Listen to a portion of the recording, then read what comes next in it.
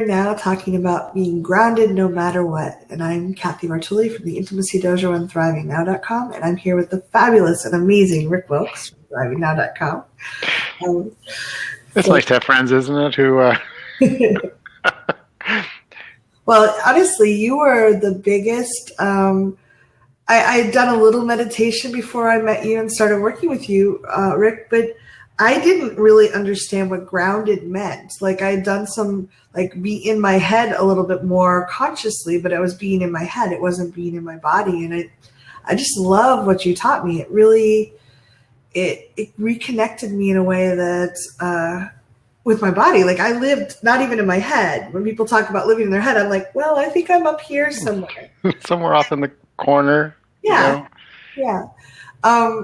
And I just love the way you teach this about being with your body and being a friend with your body, and being the way you teach the groundedness is just very organic and authentic to me. It's not stiff. It's not hard. It's sometimes challenging for any of us, but it's beautiful. So thank you for bringing this in the way you share it. I think like a lot of things that are around self-care, I became deeply, needfully interested in this subject because I was not grounded and present. I was a really good thinker. I could worry with the best of them. I had worried myself into feeling very sick. And so in my body was not a good place to be. And being grounded was not a concept I had. And meditation is about being present with the breath. And then I went to massage school and they talked about, listen, before you touch someone, why don't you make sure you're here? Somewhere in the room. Like, in the room? And they said, no, here. So we can even start with being here. Maybe set your phone aside for a moment, close some other tabs. If you're choosing this time, even if you're only with us for a few minutes here, or whether you're with us for the full hour, be here. Be present best you can, and you'll start noticing things that draw you away, and that's okay. That's part of the process. If you close Facebook, that makes the cats harder. It's harder for them to grab you and pull you in. So you have control over the presentation here. Do you want to take us? And I love the way that you've taken this and run with it, and you teach it in a lot of different contexts. And we know that being present and grounded is not something that for most people comes naturally. It really is a practice. Like a lot of things, it's a practice. And why do this, Cathy? Why? Well, one, most of us haven't seen it role modeled very much, especially as children, and we don't know the skills, and life happens. Like humans get triggered. And I used to think that if I tapped long enough and I worked hard enough at this, I would never lose my ground. I would always be calm and I'd always have my composure. And I've since learned that that's complete bullshit. Excuse my French. And I never promised that. You didn't promise that. I had it in my head that if I worked hard enough, I would just be always like butter would melt in my mouth kind of thing. Humans do, life happens, and you can get that perfect storm sometimes that is going to knock even the most calm person. The Dalai Lama is going to be like, holy crap, that's a lot. So realizing that was really big for me. Like, oh, it's okay. It's how fast I get back there. And when, go ahead. I don't want to step on you.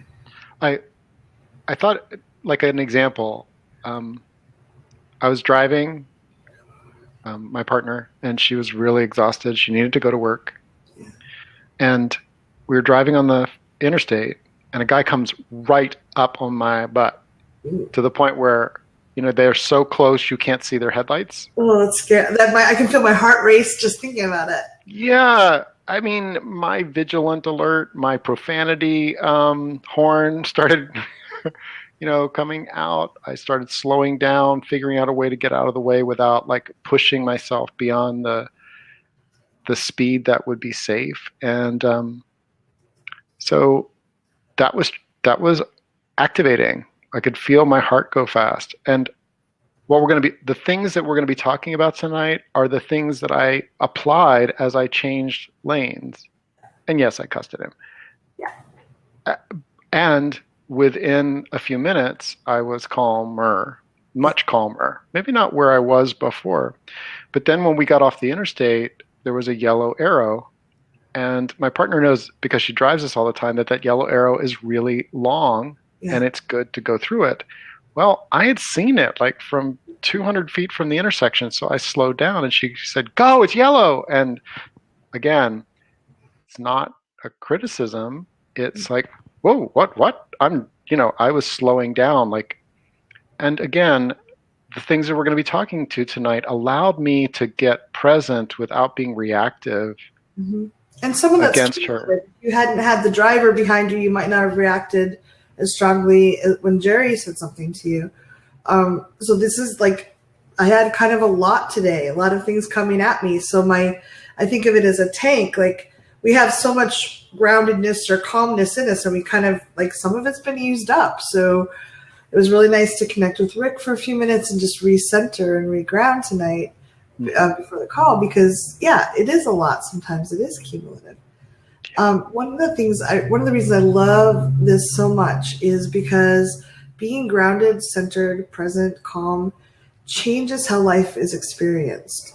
So if you can be grounded when you eat a meal, when you're present, it can taste, I feel like I'm more nourished by it. I enjoy the textures and the flavors. Part of being grounded is just being in the now, being in the senses. And that's very nourishing and healing for us. It's also, Ruth Basinski puts out a trauma, releasing trauma program each year. And I've been going through it. And one of the things they talk about is they're finding that when people are present in the now, feeling the senses and what's happening right now, that's very healing for the body. There's actual physiological things that heal, and the brain that has been traumatized. And just for humans in general, our lives we have longer, healthier lives when we're in the present, in the now, versus like that traumatized, like, I'm in my head all the time, where I used to live all the time. Yeah. And, go ahead. And if your brain just went squirrel, as Mary said, let's take a moment and just come back. Take a breath and notice that you're sitting or that gravity's working. Wiggle your toes. You can close your eyes if you want to. When you're learning, it's helpful. If you can, in a place where you can make a sound, and notice that by choosing to come more present, the experience will be different for the next 30 seconds or however long you hold on to it. So, Cathy, you want to take us further? So just one more tip or idea before we move on is, I do a lot of work on intimacy, sexuality, relationships. And one of the things I found that the best intimate connections I had were those where I was really present. I was present with my body, my senses, my fingertips. So like, even sex is better when we're grounded and present. So I think it just adds a beautiful sauce to everything. Mm-hmm. Absolutely. Worth exploring. And most people don't know how. The fact that you're even here, that you know what the concept means, is amazing. And as Rick was saying, the more you practice, like even for 30 seconds, the easier it gets. Mm-hmm.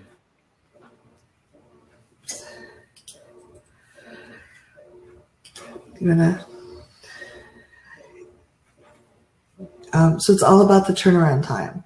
As we said earlier, anyone can lose their ground, even the Dalai Lama, even Mother Teresa, or whoever you can imagine that's like very calm and centered. Life just does bounce humans around sometimes. Sometimes for even positive things can be very ungrounding when we have a lot of change going on. It's not about never losing ground. It's about being back there as quickly as possible. I notice I'm ungrounded. How do I step myself back? And we're going to be going over some of the things that block us from that quick turnaround as we go forward.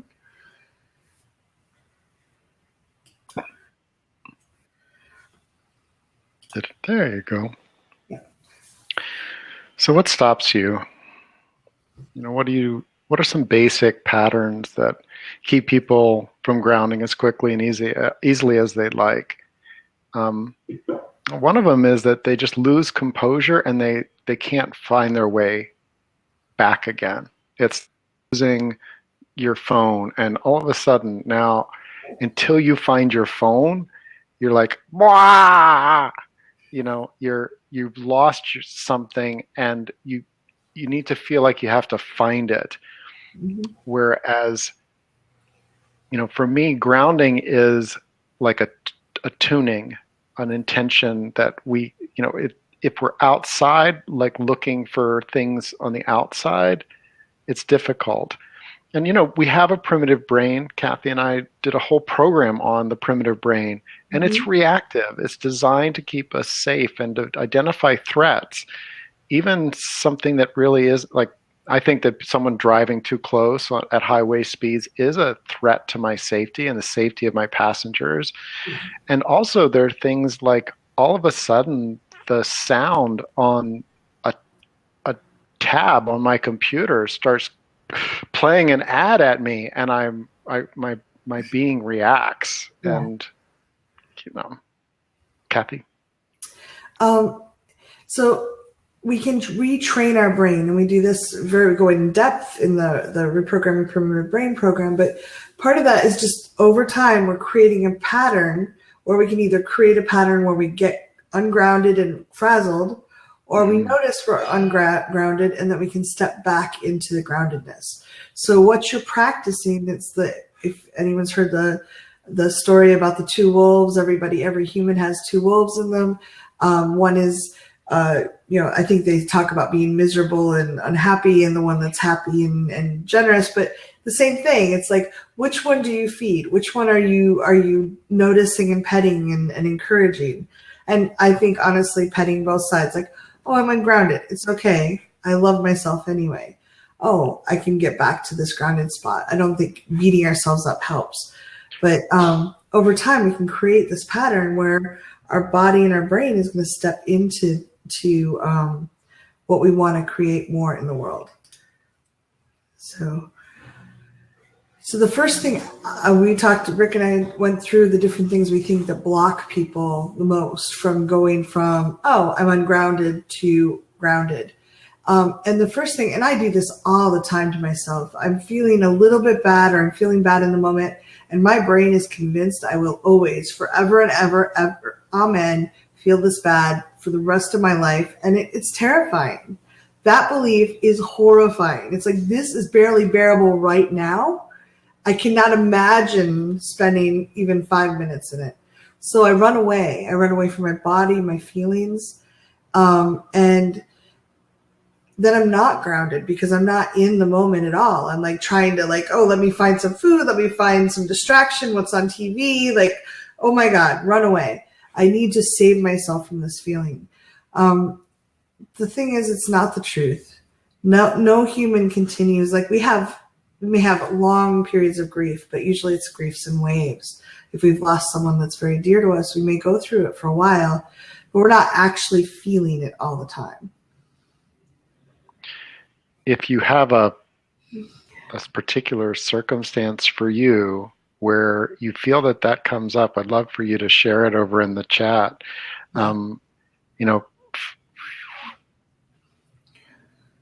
For me, when someone cancels something I was looking forward to and the disappointment hits, there's a sense that it's always going to be that way. Yeah. And I've noticed, if I look at the timeline of my life, it's a vulnerability for me. I really care about being with people. When I look forward to something, I'm really tuning myself. It's like getting ready. And then if it doesn't happen, there's a real reset to my system. Yeah. And in that, there's that, this, I'm in it again. And this is where it really does make it hard to ground. It can sit on top of old traumas, and there's a loop. It's like all of a sudden being on the freeway and then getting off of it. you might have been looking for it, and all of a sudden you didn't even mean to get off at the exit. You're just like, oh my God, where am I? Oh, I'm in this place, and I'm just going to be going round and round and round and round, and it reinforces it. And I see a lot of, we want to avoid things that cause us regular pain. Mm-hmm. And so the primitive brain says, oh, we know, avoid this. Yeah. And but if it's something that you want, like connection with people, it creates this conflict. Yeah. And that's some of it. I noticed for myself, I run cuddle parties, and I love cuddling with people I feel safe with. But I noticed that sometimes when I first start cuddling with people, I had some friends here this weekend, and we were all cuddling around together. It was fun. But the first thought is always, I feel claustrophobic and I'm scared. Now, I could run away and just be and kind of avoid that feeling, which kind of keeps it present and makes it feel like it's never going to go away. Mm-hmm. Or I can take a deep breath, and I don't have to cuddle, but I just tell people, hey, feeling a little bit claustrophobic, I'm feeling a little bit scared. And if I just stay with these people, I just stayed with it for a minute. It was gone in a few seconds. And we had the most delightful cuddle. Like, it was really fun and connected. But my old pattern would have been to and part of me still wanted to do this, oh no, I'm going to run away and I'm going to just kind of loop this. It teaches the brain. It feels like it's never going to make it through, versus if we just stay with the feeling, it only lasts maybe 30 seconds and it's gone to something else. Okay. Do you want to talk about this? This too shall pass. Well, this is your phrase and I love it. It's, there's it was handed down from me. This has been around probably for hundreds of years. And for a time period, this was when I was wanting to really make a change in kind of that habitual, it's not going to get better kind of stuckness. This gave me a doorway. Mm-hmm. And I don't know that I believed it, but some good mantras, repeated things, this too shall pass. Today I would tap, even though a part of me is convinced that this will never pass. Even though a part of me is convinced that this will never pass. I do have some evidence that this too shall pass. I do have some evidence that this too shall pass. Even though a part of me resists feeling that. Even though a part of me resists feeling that. It's painful right now. It's painful right now. And this too shall pass doesn't give me a lot of relief. And this too shall pass doesn't give me a lot of relief.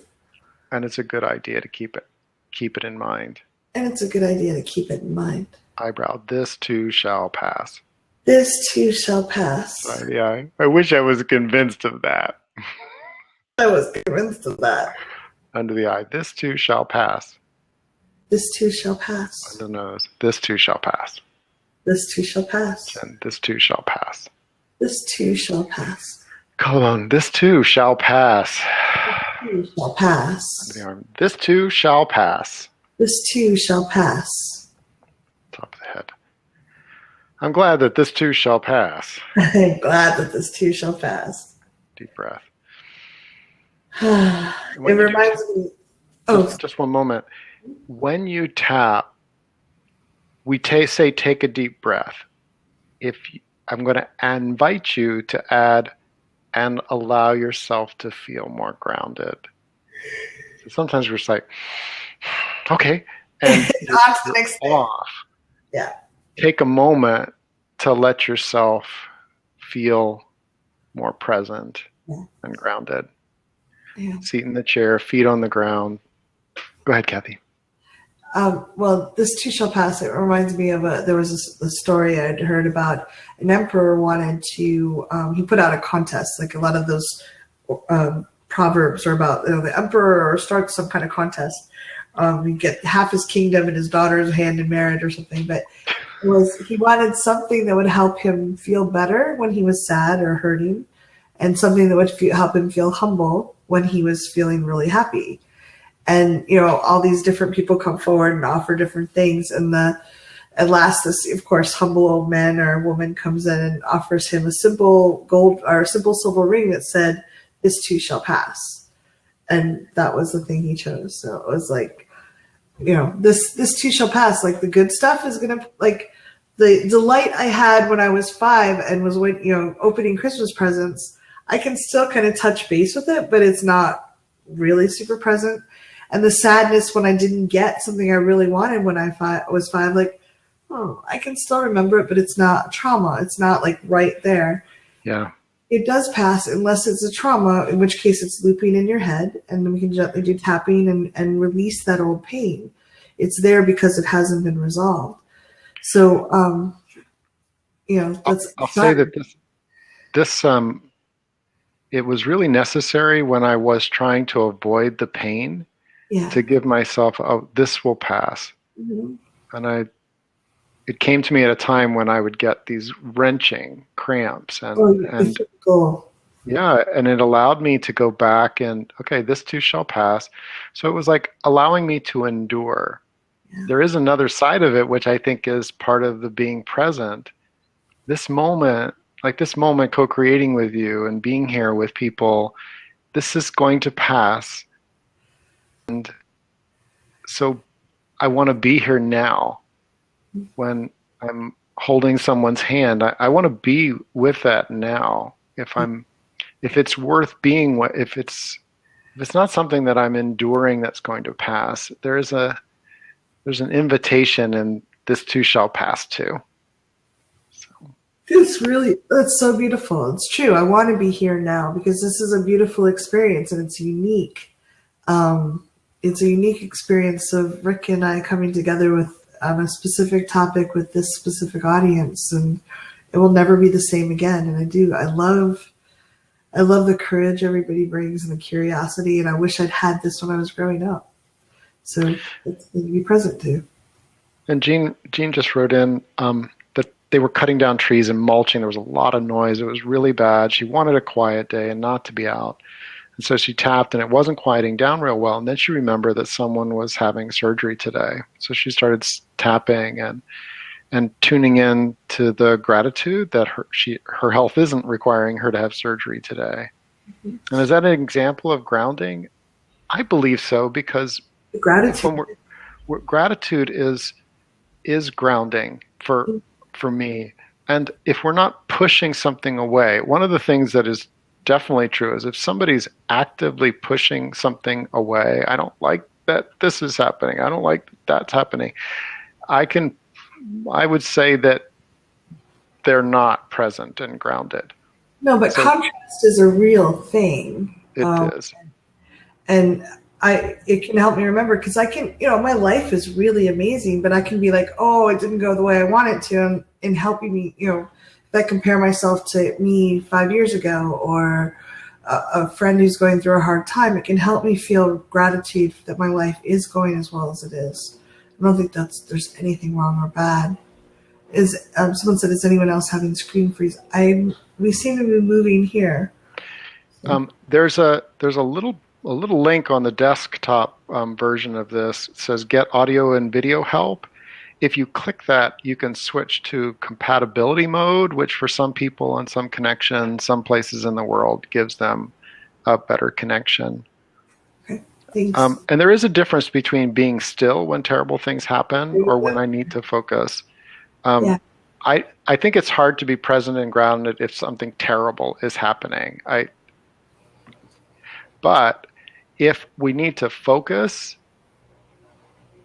then maybe stillness is not where the grounded is. When I say grounded and present, that doesn't necessarily mean still point.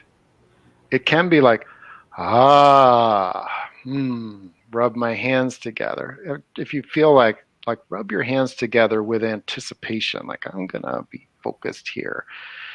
Rub yourself, give yourself a little pat, because the primitive brain, for some people, they've learned that the freeze is how you get through terrible things. And so one of the things about being grounded and present is a little bit of movement, something that allows you to feel yourself, rubbing your knees, even like bouncing your feet on the floor, stomping your feet on the floor can help you become more present. Great question. Thank you.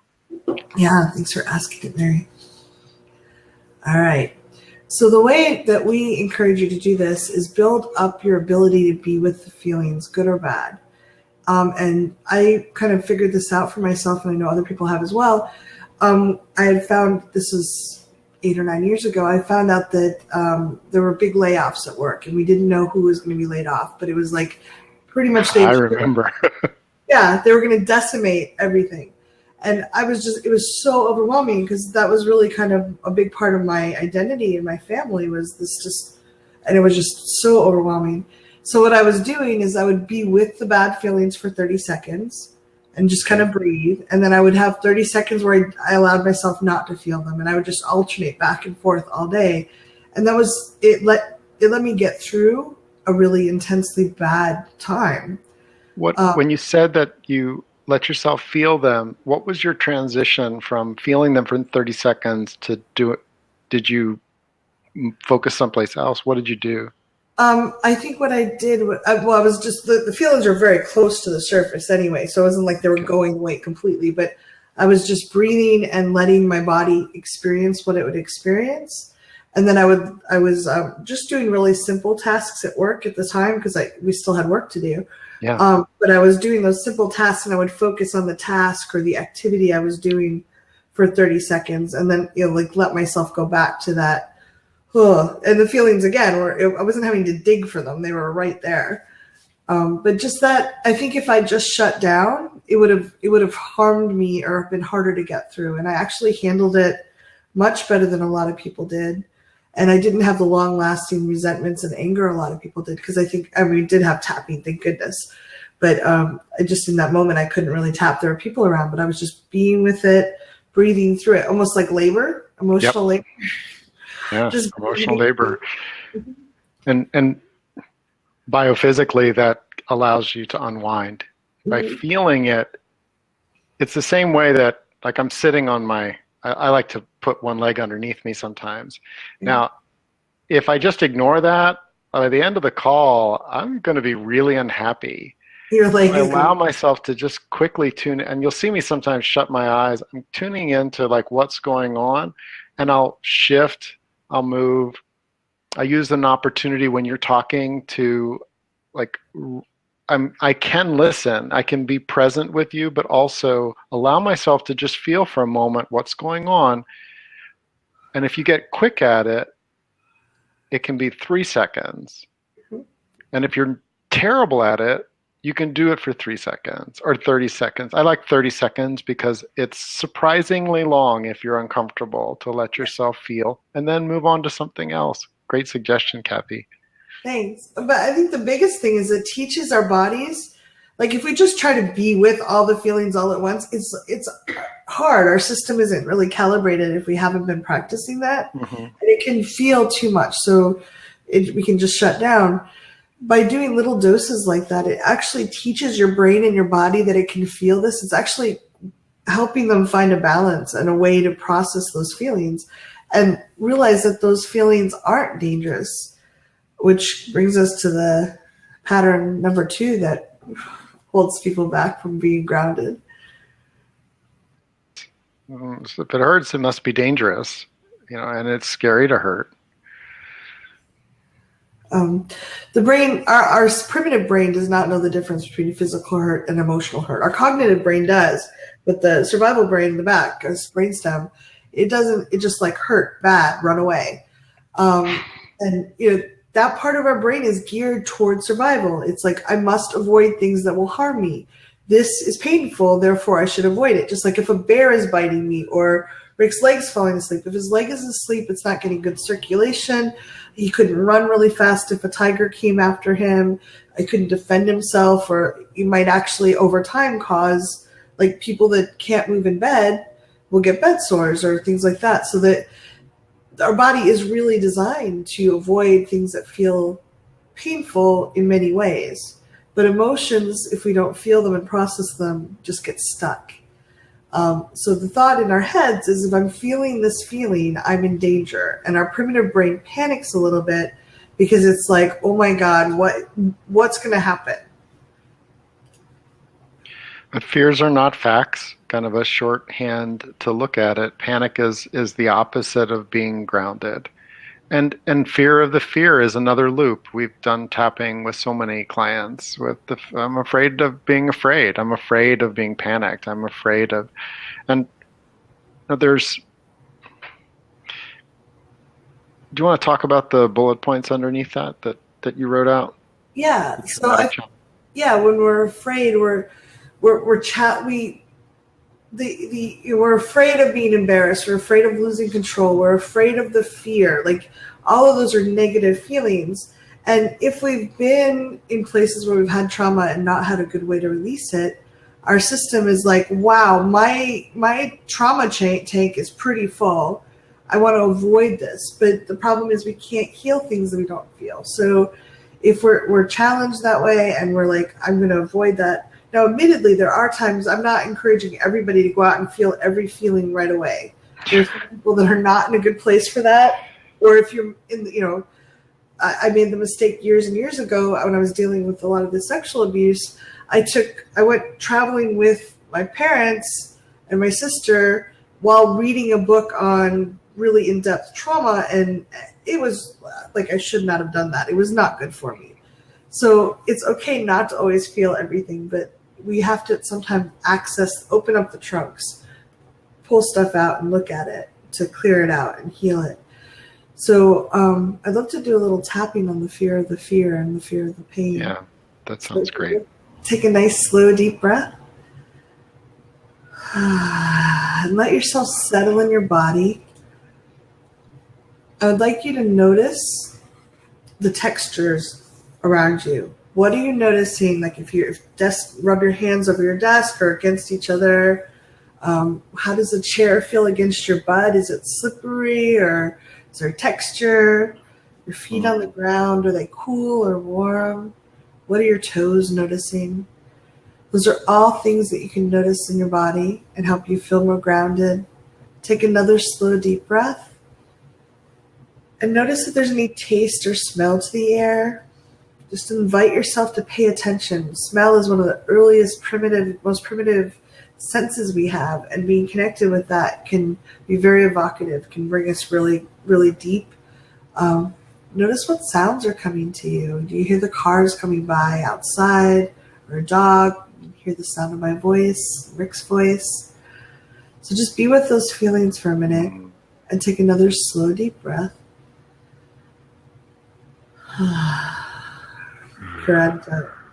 Just notice the texture of your fingers tapping on your hand. Even though notice what does it look like? Is there a sound to it? I hear a little pat, pat, pat, pat, pat if I listen carefully. So karate chop. Even though I am sometimes afraid of being afraid. Even though sometimes I'm afraid of being afraid. It doesn't feel good. It does not feel good. And I'm afraid I'll lose control. And I'm afraid I'll lose control. The truth is I've gotten through a lot of feelings. The truth is I've gotten through a lot of feelings. And I can take this a little dose at a time. And I can take this a little dose at a time. Top of the head, I'd like to be more grounded. I would like to be more grounded. Eyebrow, but I'm afraid if I'm here and now.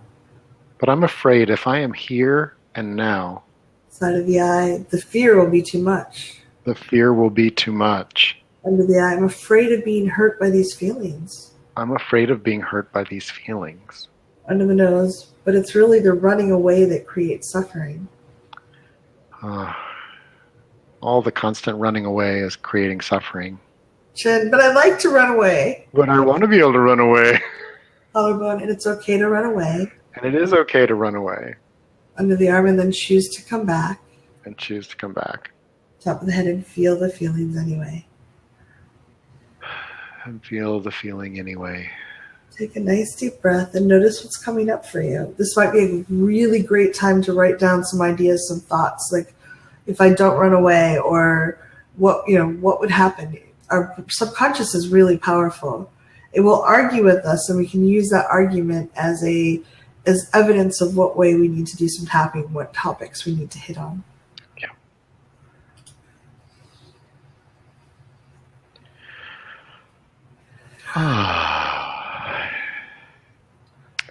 This is one that I use. I'm okay right here, right now. if you've been tapping with me for any length of time, you've heard, even though this, I'm okay right here, right now. Um, I would say one of the thorniest things is if you have a history of kind of losing control, fear of loss of control, memories of loss of control, anything that smells like it, sounds like it, or just has the vibration of it, can make us activate it. It arouses our systems that want to keep us safe. Yeah. For me, I needed to reparent and recoach myself. Reparent when the things were an inner child that was speaking up, where I would say, it's okay. We're okay right here. This is okay. Yeah, if we were to step closer to the edge, that might not be safe, but right here, we're fine. Yeah. Yep, the train is loud and it's okay. I did things like that with my kids. We're Yeah. okay right here. It's okay. It's a way of recalibrating because children want to know what's safe and what isn't. And if you were around fretful, scared parents or you had traumas, then recalibrating that is important. So having like this too shall pass, that's if I'm in something that's really, it's not that okay, you know? You have Yeah. feelings that have come up like grief. But again, like being able to stay present with it for 30 seconds and then go to, I'm okay. And even though I miss them or I wish it was different or that really feels like a loss to me. And this is, I use the collarbone very heavily for this one. I'm okay right Okay. here, Right. right now. It's Right. connected to our adrenals. Yep. I'm okay Okay. now. Right now, right here, right now. Present, grounded. Yeah. Go ahead, Yeah, I Cathy. sometimes I'll rub right in here in like the 9 gamut spot and the karate chop. You can get them both at the same time in a meeting. Just kind of looks like you're rubbing your hand. That grounds me a lot too. And one of the things I like to do, some people don't like this, but Rick and I will often talk about, please look around the room and notice there's no lions or tigers. When I'm in a lot of pain, the pain is triggering my subconscious brain to think that I'm in physical harm. One way I could be in physical harm, if the pain is really intense, it might be as intense as if a beast were gnawing my arm off. I think that addressing the actual fear our subconscious has, even that it's like, wow, no, both arms here, nothing gnawing on me. That contrast can help me like go, oh, it helps me see, okay, that's physical, this is emotional. And while emotional pain is very, it's frightening, it doesn't feel good, it doesn't actually do me physical harm as I go through it. So for me, that the contrast is powerful. All right. So pattern number 1. I think a lot of us feel this. I can't handle it. It's too much. And the thing is, a lot of us decided this when we were very little. We were like 2 or 3, and we didn't get the pony, or mom yelled at us, or mom and dad fought, or whatever it was. And the belief is, I can't handle it. It's too much. And the truth is, children often do not have the capacity or the skills to handle intense emotions. They don't. They need to be role modeled by their parents. They need lots of support. They need to be guided through that. And a lot of us, for better or worse, did not have parents that were able to do that. So realize that this is an old belief. Children can't handle a lot of emotion by themselves. Adults, luckily, can learn new skills and get lots of support. And that can make all the difference in the world. So maybe we can handle it now. Yeah, a friend of mine is having a really big challenge in her world right now. And she's a mother. Her daughter's 4 years old. She's quite aware that her child couldn't handle all of the different aspects of what was going on. So there's a quality of protecting her child from being exposed to certain things. Well, some of us didn't get that. We were exposed to the brunt of the hurricane, and we may have the scars to show it. This is where we we've always believed in a circle of support, not one-on-one reliance. So today I went over and talked to her and did a little body work on her back, and that helped. And she talked to her mother, and she spent some time with another friend, and she did some yoga, and she did a number of things, because the truth is that, on the surface, it's not something that's easily handleable. Things that are outside of our control, we can like hit the roof. And if anyone's ever been in a house where the roof was like you banged your head if you stood up straight, it's really disorienting. It's very disorienting to be in a place where you don't have some space above you. This is where getting the support, and also just dropping into a deeper presence, letting yourself, instead of rising up and banging your head against the I can't handle this, say, okay, what part of me is okay right now? All right, I'm. And when you start looking for and inventorying what resources you have, and not accepting I can't deal with this.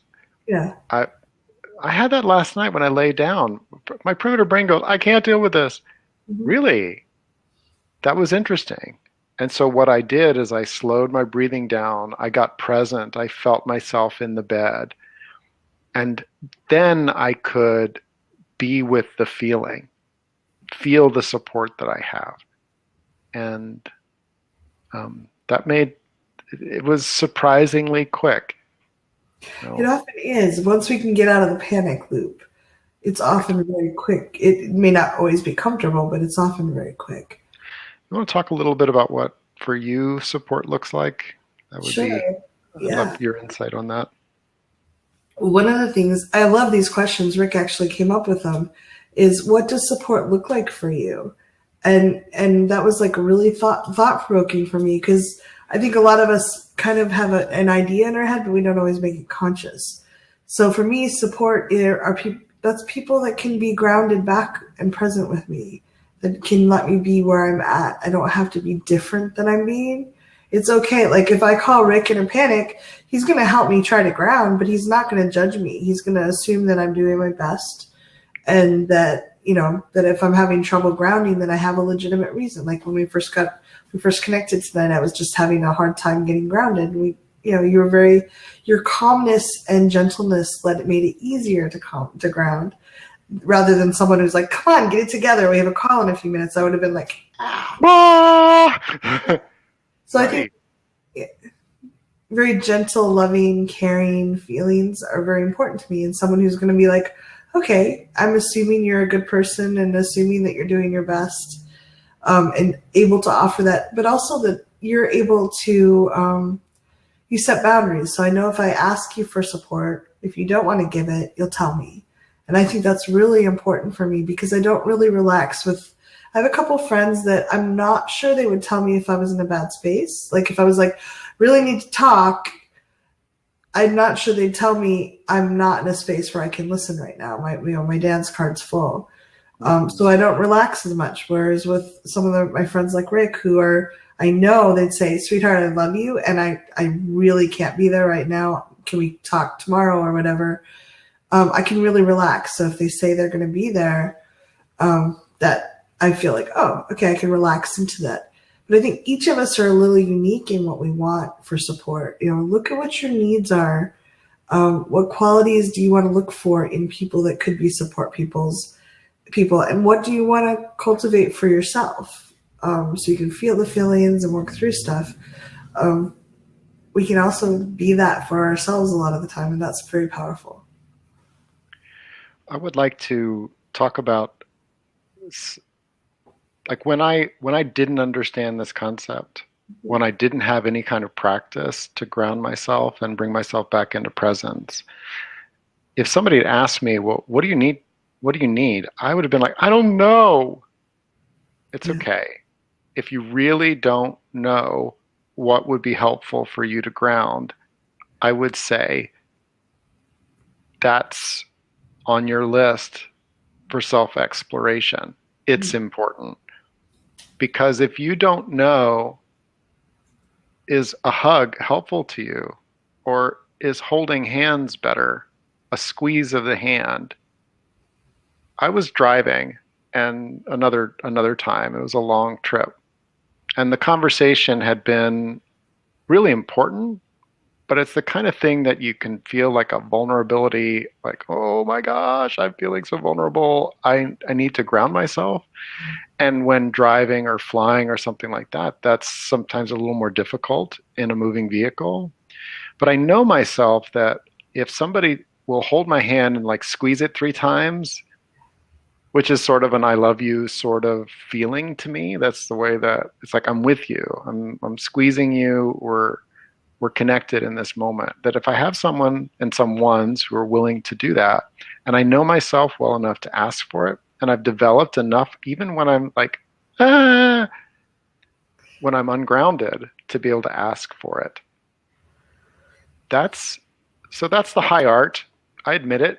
It took me a while to get to that place, but I have a list of things now. I have my own menu of Yes. things that allow me with myself, because I want to be empowered myself, like washing my hands and taking some time with Base. warm soapy water, smelling it, feeling it. It's like, and I give myself a little hand massage while I do it. Stomping my feet. Those are things I don't need help for, but someone to like squeeze my hand. Or someone remind you, did you wash your hands? Or like we do that a lot. We call each other up, and if we're having a bad time, like, have you had any warm protein recently? And it's like, oh yeah, No, I haven't. Oh, okay. yeah, Well, and sometimes we'll even do something like, can I buy you some warm protein? yeah. And PayPal. that's that's a it's not that we need to be bought, but it's like doing a little act of generosity and receiving that from someone might be like, would you be willing to get me a water? I Yeah, you can uh pour it through Skype if you like. yeah, the nice thing is that I can certainly get my own water. Yeah, And again, each of us know our landscape, but as you develop things that really are helpful for you to ground, hmm and you get better at asking, now you're in community. Now you're in a circle of support, and yeah, your primitive brain will become more resilient simply by feeling a part of that. And I yeah. know that we have people that join the Thriving Now community that just don't have that at all. We invite you to try and experiment and ask. And um, go ahead, Cathy. Oh no, I like I said earlier, I've been watching Ruth Basinski's work, and she's interviewing Dan Siegel, and he was talking about, and they're talking about it now as part of the trauma healing process. They're talking about the social environment, They're not just talking about the different parts of the brain and the body. They're talking Right. about how important that social support is for healing and not feeling alone, and that how impactful that can be. So grounding and being present does not have to be a solo activity. It can be almost like I have friends that do yoga where they like stretch and spring each other up on their legs and stuff. Being grounded can be part of that too. I certainly, like Rick, want to have a lot of the skills internally, but I love being able to call Rick up and say, hey, I'm not feeling grounded. He's like, oh, are you feeling your feet? Have you had anything to drink? Do you need a nap? Like, just like, oh, it's so nice that someone cares and is willing to help me kind of troubleshoot that without needing to be right. Like he doesn't like, you must take a nap now and feel not safe or ground you're supportive. But it's just like gentle suggestions to help me figure out what's right for me is beautiful and powerful. My partner likes to be asked whether she wants to be touched.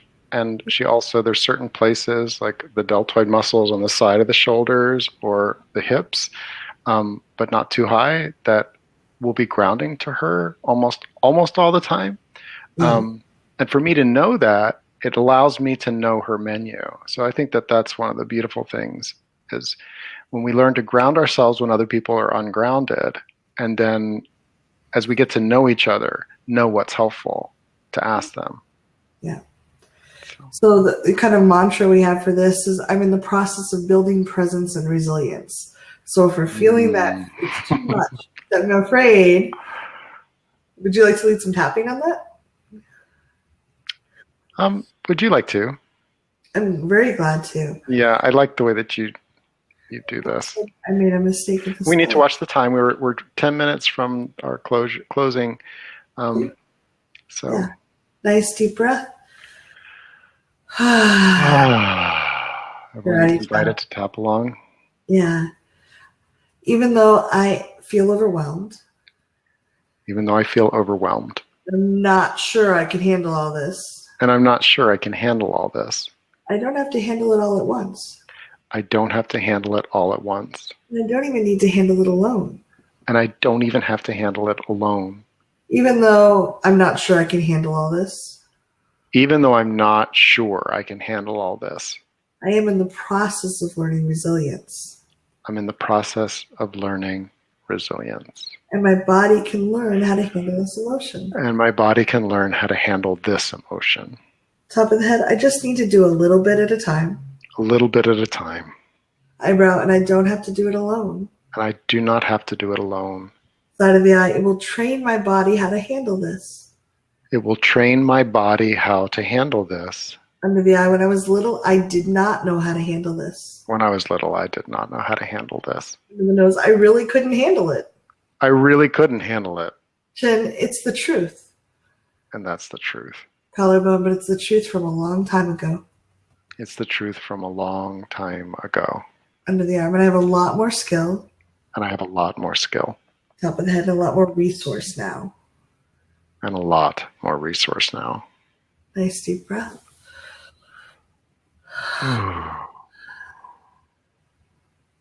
Yeah, I know for some people, the lot more resource can be just that they have their own room, that they don't have to let mom in whenever mom wants to be, or they have their own house, or they have some other ways that they can actively choose safety, respect their own needs, and have some freedom to feel and to be with it. Yeah. That's really important. Thank you for that, Cathy. Yeah. So we're going to share some tips on grounding, but before we get there, we always like to give you a resource if you want to go deeper, because I hate seeing really good information and not knowing where I can go if I want more. If you'd like to go deeper on this topic, obviously we can only cover so much in an hour. If you want to have more focus and present and connect in real ways, one of our favorite resources, and we put a lot of energy and time into this program because it was so dear to us, is called Reprogram Your Primitive Brain. And a lot of that is focused on reprogramming our thought patterns and our beliefs so that you can stay grounded and present and not react to things the way that you might be often doing that now. So, and each of the modules gives you an energy that you can be present with for a little while, and then go back to being grounded and getting on with your day. Yeah. So thrivingnow.com/primitive-brain. Yes. So one of the tips is to practice early and often. One of my brain loves to pull this out. I will do it tomorrow. I will do it the next time I have a trauma or a trigger. It'll be easier later. And we actually talked about during the conversation the exact same thing. My brain loves that excuse. Oh, don't do it right now. It will be easier later. And you know what? It's just a story, because it's never going to get easier unless I actually do that. And the thing is, most of us wait until it's like so bad and so big we can't avoid it, and then wonder why it's so hard. So if you can start before you need it, start right now. Do it 3 times a day for 30 seconds. Build the muscles. Yep.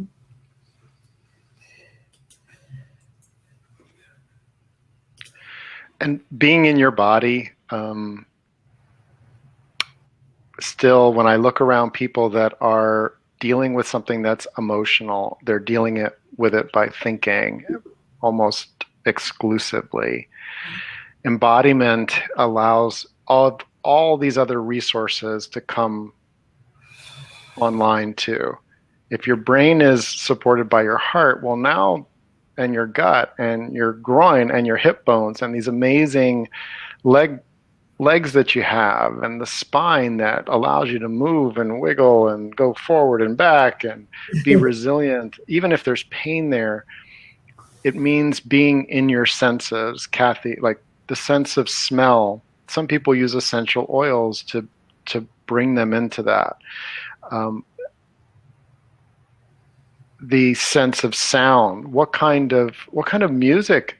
Have on your menu some music that doesn't just take you out and distracts you, but also like lets you feel something. If you have a favorite song, get grounded and present and be in that. Mm-hmm.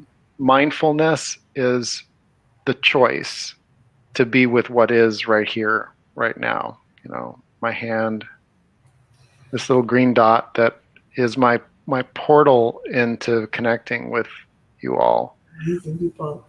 It's not easy to be present with the green dot because it's not the same as, you know, Cathy's face or your presence. If we had 83 people here and we were all in the same room and we could look around, take a moment to be present with each other, to feel the mix and the blend of all of our vibrations.